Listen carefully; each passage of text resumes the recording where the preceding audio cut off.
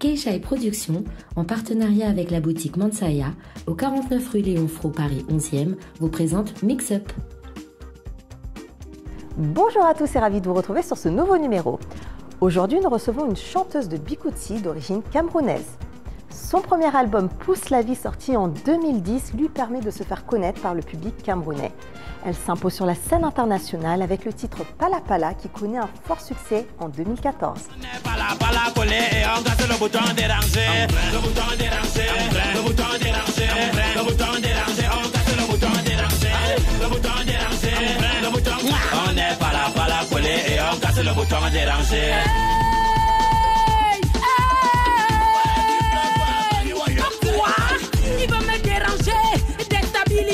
Certains la surnomment la Lady Gaga africaine et d'autres la Amber Rose du Bikutsi. Notre invitée de la semaine, Imani Bella.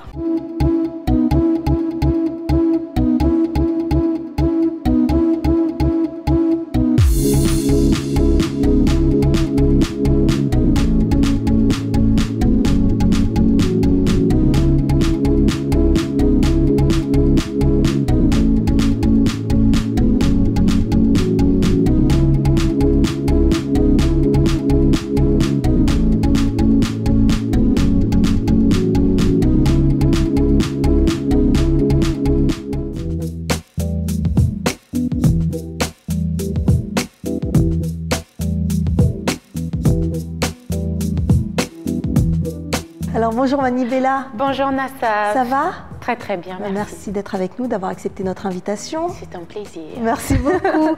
Alors pour te présenter, tu as 31 ans, tu es d'origine camerounaise de la région centre et tu vis à Paris. Oui. Donc tu es chanteuse, auteure de Bikutsi avec pas mal de sonorités urbaines d'ailleurs. Donc c'est un Bikutsi qui est assez modernisé. Oui. Alors tu baignes dans la musique depuis très jeune parce que tu avais ton grand-père qui est l'un des pionniers justement du merengue. Et donc t'as ton père Pilatus qui était l'un des meilleurs justement solistes, bassistes de la capitale. Ouais. Et très jeune, donc toi tu chantais déjà à la maison. Oui.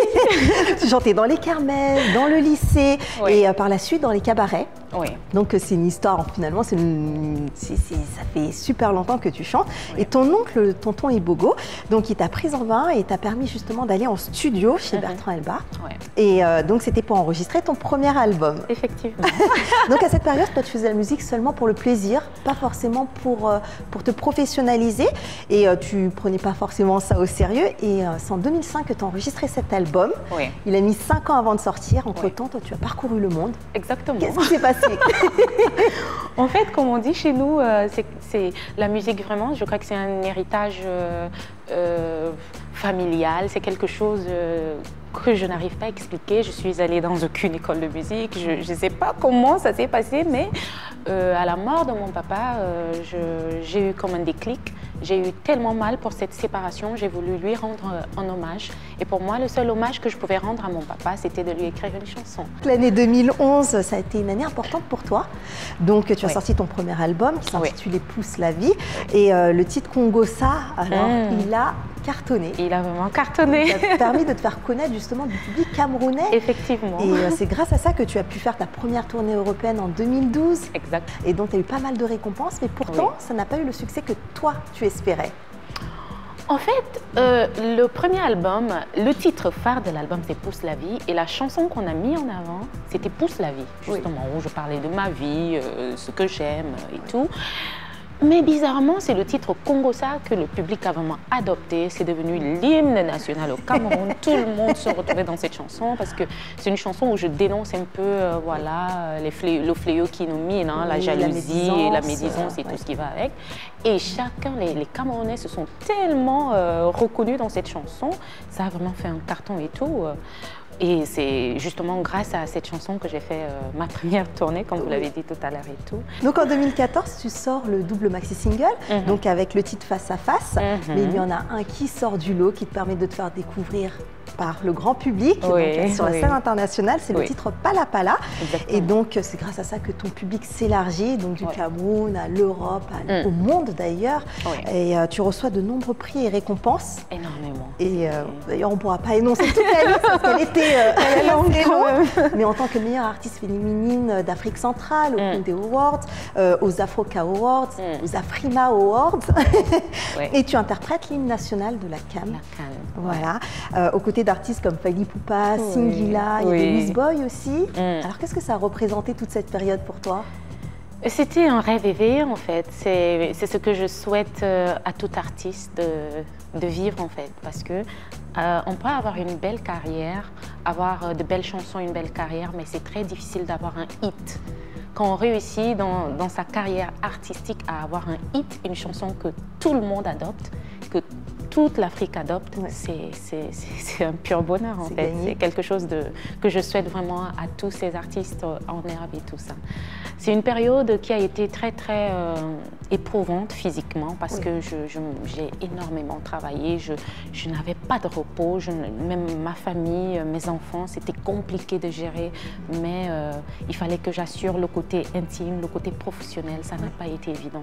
Mais grâce à Dieu, j'ai pu gérer ces côtés et ça a été une période vraiment fantastique.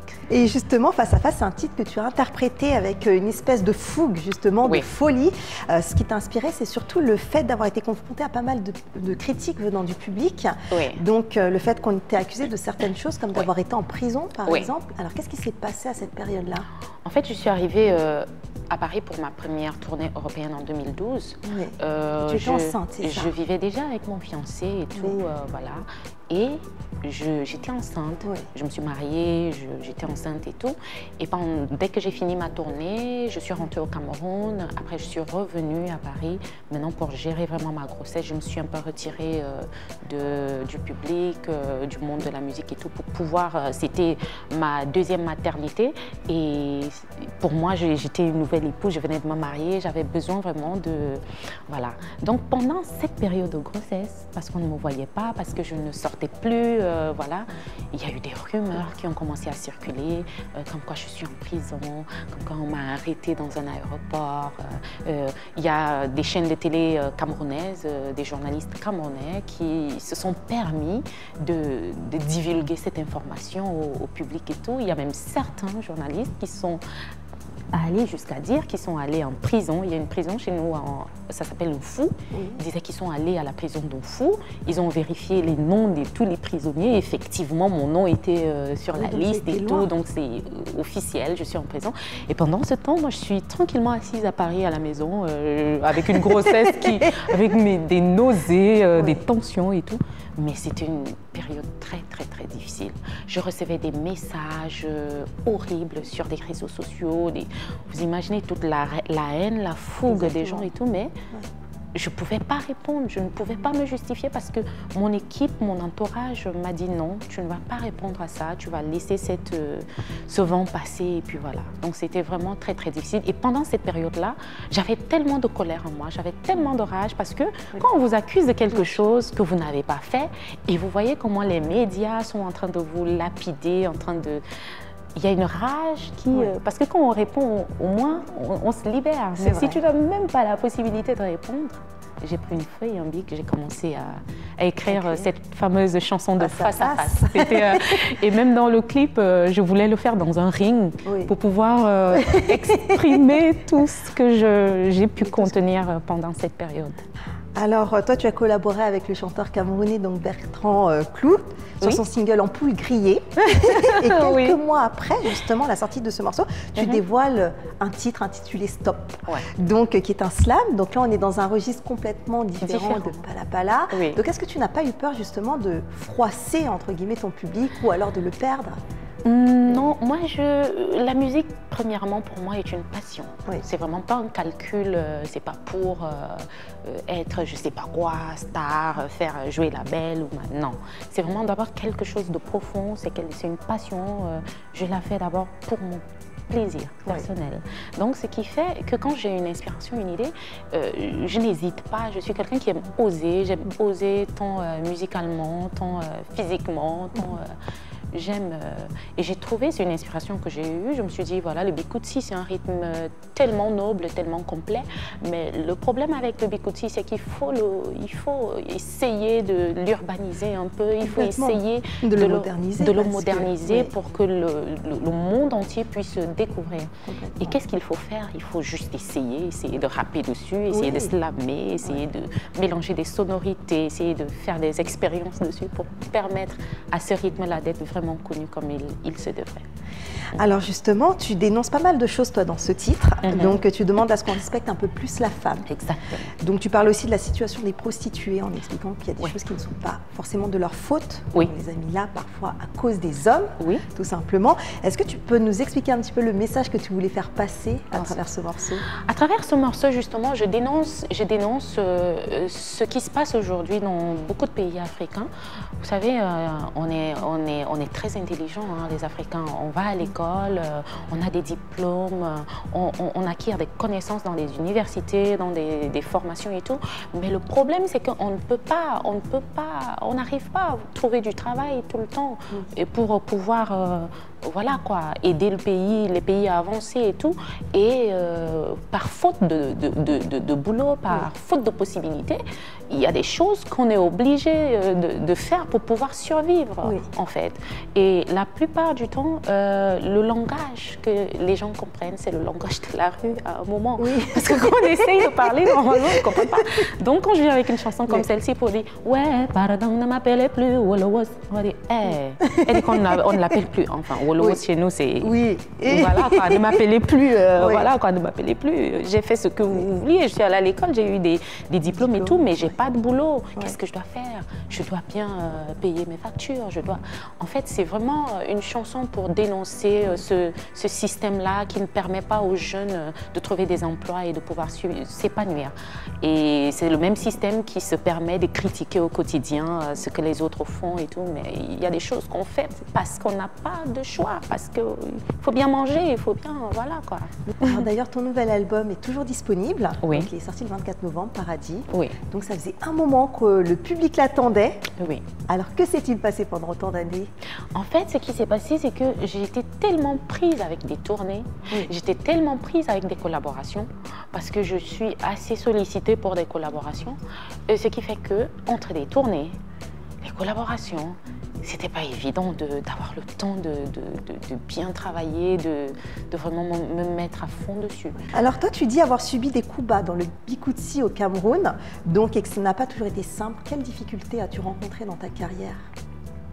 La première difficulté est toujours l'acceptation.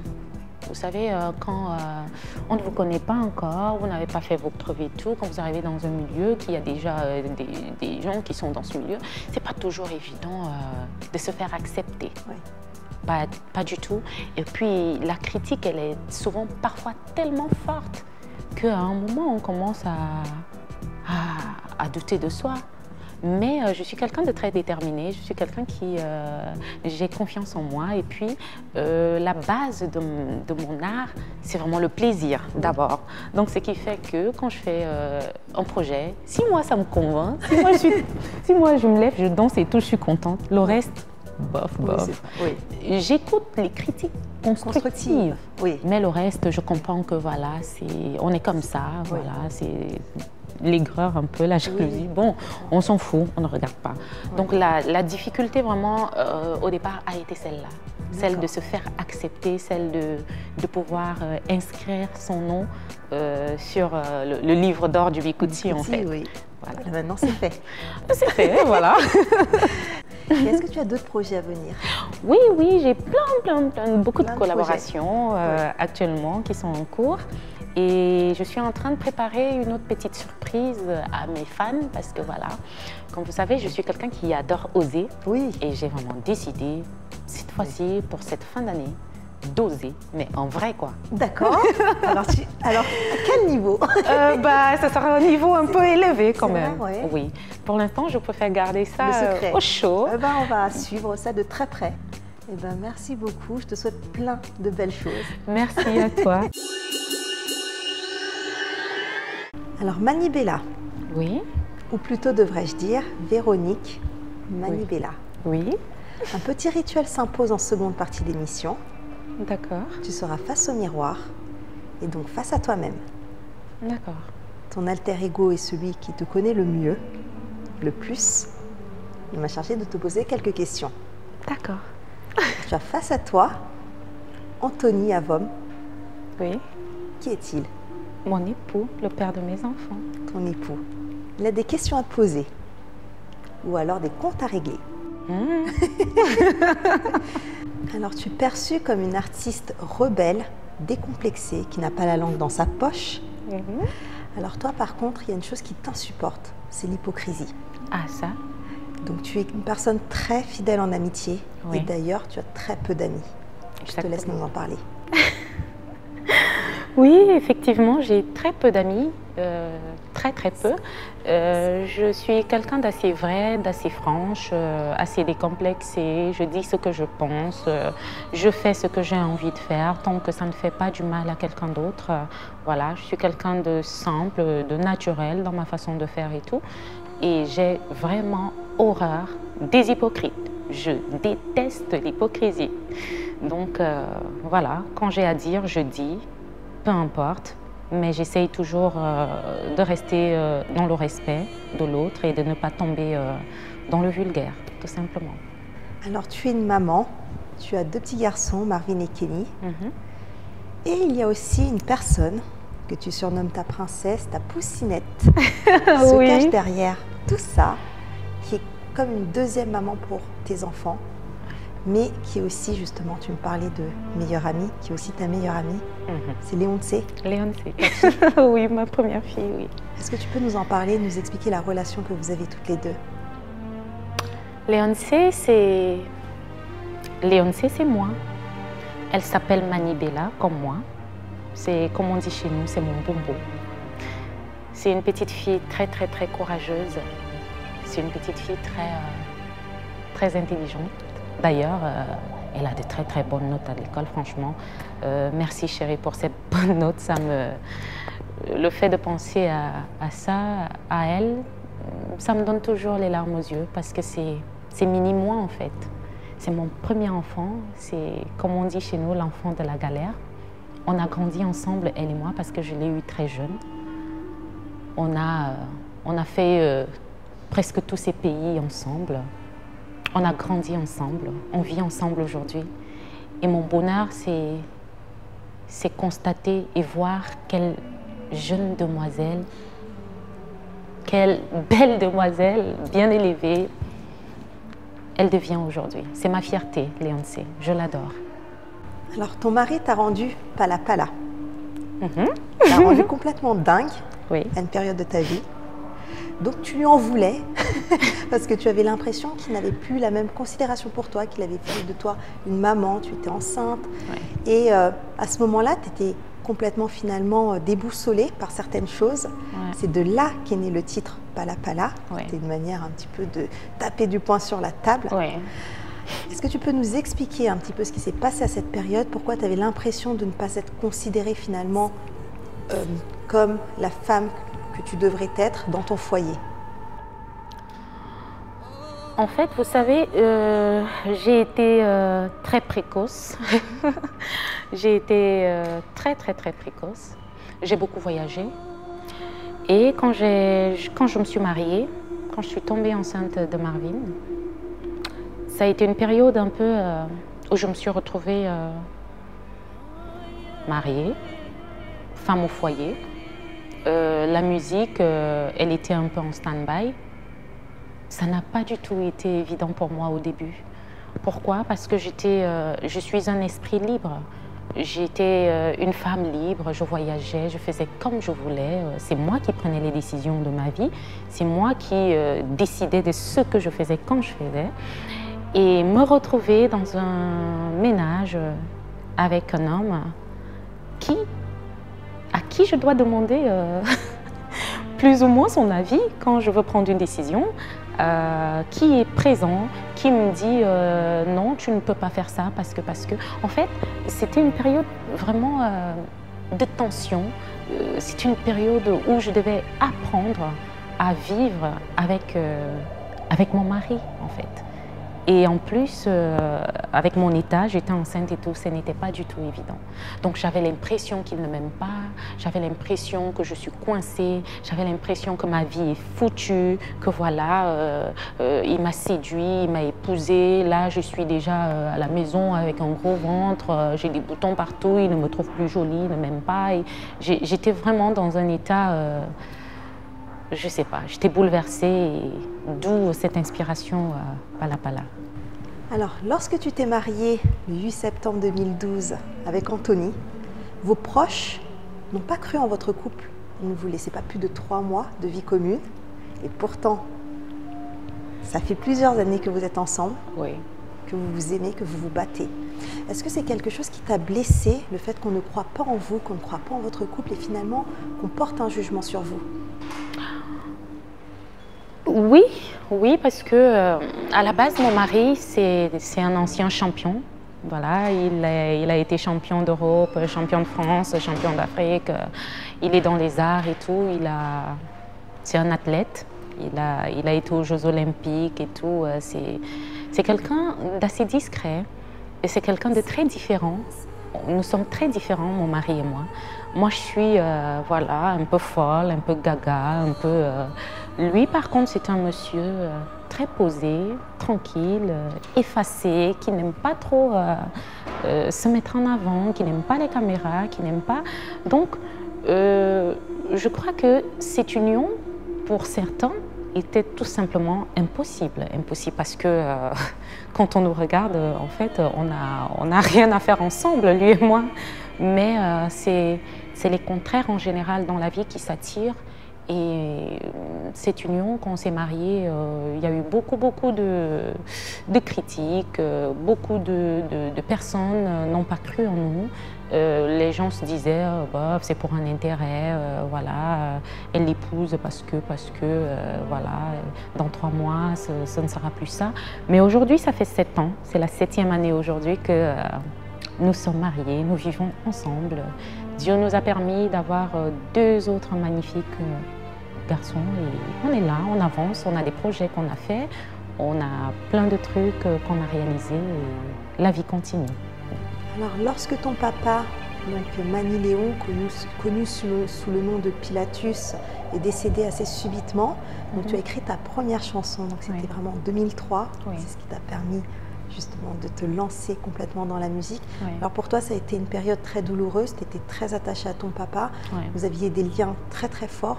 Alors est-ce que tu peux nous raconter comment tu as réussi à surmonter justement cette épreuve difficile qui est la perte de son papa, d'un être cher? Ça a été très très difficile pour moi. En 2003, il est parti. Pour moi, c'était vraiment mon meilleur ami, c'était mon guide, c'était ma boussole, ma lumière. C'était quelqu'un qui avait déjà planifié ma propre vie. À sa façon, à lui, j'allais à l'école. Pour lui, voilà, je voulais être avocate, je voulais être... c'était mon tout en fait. Quand il est mort en 2003, j'ai pas pleuré pendant le deuil. Je ne comprenais pas en fait. Ça m'a tellement affectée au point où j'ai arrêté mes études déjà parce que je ne pouvais pas continuer. Il n'était plus là. Il n'y avait personne pour pouvoir financièrement s'occuper de moi. Et ça a été très difficile, très. Et je crois que c'est l'une des raisons pour laquelle j'ai voyagé un peu partout. C'était une façon pour moi de, je ne sais pas, de me chercher, de chercher à me stabiliser parce que pour moi c'était vraiment la personne, celui-là qui était mon pilier et tout. Je me suis retrouvée vraiment, je vais dire seule. Seule pourquoi? Ma maman, elle était encore là, oui. Elle était encore là, ma maman, mais je n'avais pas ce lien, le même lien que j'avais avec lui. Et ma maman, elle m'a eu aussi tellement jeune qu'à cette époque, ma maman était comme ma grande sœur en fait. Elle était plus une grande sœur pour moi qu'une maman. Et ça a été très difficile. Voilà, j'ai pu pour lui faire plaisir, pour lui rendre cet hommage, je me suis dit qu'en chanson, peut-être au-delà, là où il m'entendra, il m'écoutera, il sera fier de moi. Et voilà, j'ai écrit ma première chanson et Dieu merci, aujourd'hui je suis ce que je suis, je porte son nom et je suis très très fière de représenter le Bikutsi avec son nom. Alors il y a une rumeur qui courait concernant le fait que tu étais menacée de mort parce que tu avais fait une prestation pour un candidat à l'élection présidentielle au Cameroun. Donc ça n'a pas dû être facile pour toi. Alors qu'est-ce qui s'est passé et comment as-tu géré la situation? Effectivement, ça a été très tendu il y a quelques mois. Vous savez, moi je suis apolitique. Je suis une artiste qui dit ce qu'elle pense quand elle le pense. Je suis une artiste, je suis une prestataire, je réponds à la demande. Voilà, peu importe qui m'appelle pour une prestation, si mais ce que je demande est validé, si les contrats sont validés, je fais une prestation parce que j'estime personnellement que je fais de la musique pour tout le monde en fait. Je fais de la musique pour un public, pour le monde, pour l'Afrique, et peu importe qui c'est, si voilà, je suis disponible et que cette personne a besoin de moi, je vais y aller pour distiller de la bonne humeur, de la joie, et puis c'est tout. Alors quel est l'événement le plus marquant que tu aies vécu et quand as-tu pleuré pour la dernière fois? Ah, il y a eu tellement d'événements marquants, il y a eu tellement d'événements marquants dans ma vie. Personnellement, je crois que j'ai eu 3 événements marquants. La naissance de mes enfants. C'est des moments que je n'oublierai jamais. C'est des moments où, voilà. Je me rappelle, à la naissance de Léoncé, je l'ai eu au Cameroun. Il n'y avait pas de péridurale à l'époque au Cameroun. Mon Dieu! Oh là là, c'était... Pour moi, c'était un jour où j'ai fait ma prière, j'ai dit au bon Dieu, voilà, j'arrive et tout. J'ai eu tellement mal, mais quand cette petite princesse est née, quand je l'ai tenue dans mes bras, c'est un moment où, jusqu'à aujourd'hui, je ne peux pas décrire ce que j'ai ressenti. Par la suite, quand Marvin il est né ici, à Paris. C'était... bon, là, il y avait de la péridurale et tout, mais bon, quand il est né, il était une petite crevette, tout petit et tout, 2 kg 700. Il était tout petit et tout, et ça a été un moment formidable aussi. Et puis Kenichou, mon dernier, quand il est né, lui, j'ai pas eu de péridurale aussi parce que on pouvait pas m'en mettre, j'étais juste à 2 doigts et pour mettre une péridurale, il faut que tu sois à 4 doigts minimum. Et j'ai fait tout le travail à 2 doigts, donc j'ai énormément souffert. J'ai pleuré toutes les larmes de mon corps. À l'hôpital, les autres dames qui étaient dans les chambres voisines venaient me soutenir, les autres qui étaient en travail aussi, tellement je pleurais. En fait, c'est 3 moments pour moi que je n'oublierai jamais. C'est là où je me suis sentie vraiment utile et importante dans cette vie. Alors, tu as déclaré qu'il y avait énormément de conflits d'intérêts dans le Bikutsi, mais que toi, tu n'avais jamais fait preuve d'hypocrisie. J'aimerais que tu nous en parles, que tu nous donnes ta position sur la question. Oui, il y a beaucoup de conflits d'intérêts dans le Bikutsi, ce qui est d'ailleurs dommage, parce que il n'y a pas assez, pour moi jusqu'à aujourd'hui, je le dis tous les jours, il n'y a pas assez d'artistes Bikutsi. Moi, je le redis aujourd'hui, le Bikutsi devrait être un rythme avec plein d'artistes au top, quoi, qui brillent, qui essayent au maximum de faire monter ce rythme qui est si beau et si complet. Mais dans ma communauté, il y a énormément de conflits d'intérêts. Dans ma communauté, il y a énormément de... Comment je peux appeler ça? C'est une guéguerre inutile, je vais dire. Elle est tellement ridicule, cette guéguerre de savoir qui est meilleur que qui fait quoi par rapport à qui. Moi, je me dis, nous sommes dans un même bateau. Nous sommes des ambassadeurs d'un même rythme, du Bikutsi, et le travail que nous devons faire tous ensemble, c'est vraiment travailler main dans la main afin d'élever ce rythme à l'échelle mondiale. Alors Manibella, Oui. l'émission touche maintenant à sa fin. Mais avant ça, sache que l'invité de l'émission précédente a décidé de te poser une question D'accord. ou de t'imposer un gage. D'accord. Ta mission sera d'y répondre ou de l'accomplir. Regarde, ça se passe par ici. Ok. Pour le prochain invité, voilà ton gage. Danser, twerker sur le Mabé Challenge.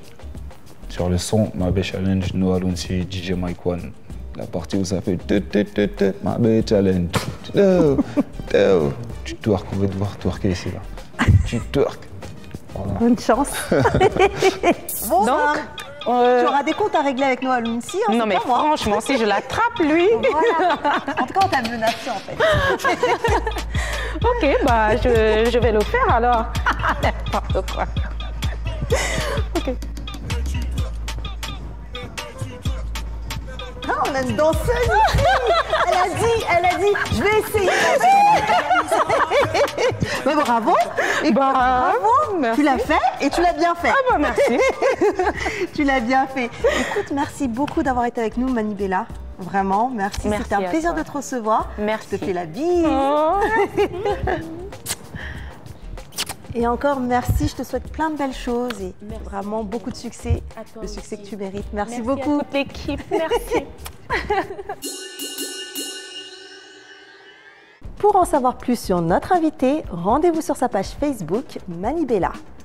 Si vous souhaitez revoir les replays de l'émission, n'hésitez pas à vous abonner à notre chaîne YouTube Mixabake Chanasaf. À très vite.